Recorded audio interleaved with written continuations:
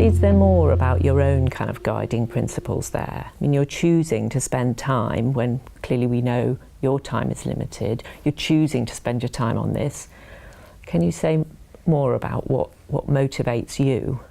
I've always been keen on how we communicate with our patients, how we teach and train, how we role model, and how we behave. I always tell my junior doctors that being on a ward is like being on the stage, and you're in a performance every second of that day, and people are watching you, and how you behave really matters. So those things have always been very important to me, and if I can influence how people perform, then that's an amazing thing that I'm not sure many people would be able to say about their careers. I think you can't be a truly compassionate practitioner if you're not compassionate to each other.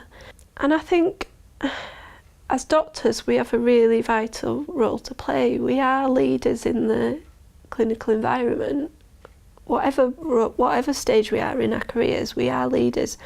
And I think leadership is about looking after those people that you work with, and you can do that openly by being a warm human being, but you can do it in lots of other little ways.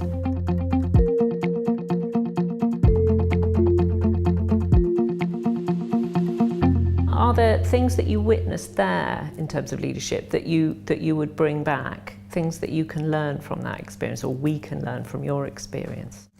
I think there were lessons around good communication and good communication channels. Communication is fairly central to a lot of leadership. I think there's something about how we change behaviours and how you change individuals, because leadership's also, whether it's public health leadership or clinical leadership or managerial leadership, you want to change other people's behaviour, and that's the El Dorado, that's the goal for all of us. And there aren't any magic bullets, so finding ways of how you do that is really key.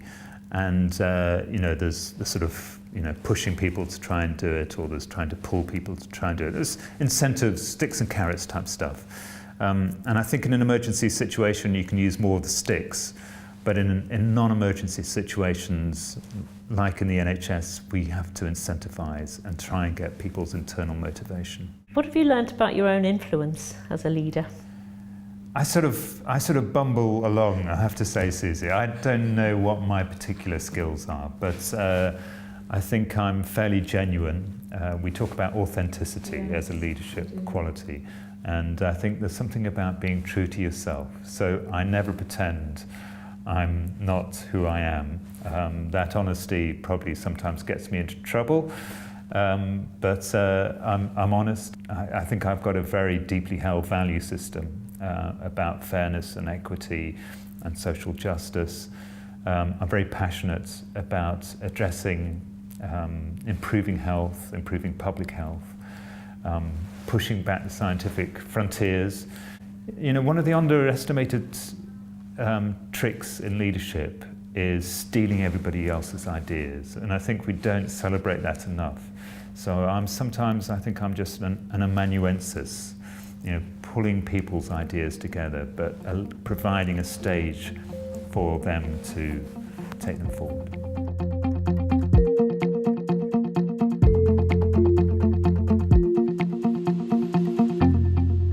How did you actually get stuff moving? How did you get things off the ground? I'm probably quite good at having conversations with people and communicating, so that's probably one of my strengths. And through the communicating, I didn't realise that what was happening was that I was developing a network without even really realising it. So in the interviews that I did, sometimes they were with people who shared the philosophy that we need to do something, and sometimes they weren't. But it didn't really matter, because overall what happened was sort of the formation of the network, both within this organisation but beyond. So that was really critical. I didn't really realise that was kind of emergent. The next thing was that we aimed high, so we didn't sort of think we'll just test it. We went for the big bang. Whether that's right or wrong, I don't know, but that basically attracted a lot of interest very quickly, and I think that was key to making everyone sort of step back and have a look at what we're actually doing, and gave us a lot of credibility.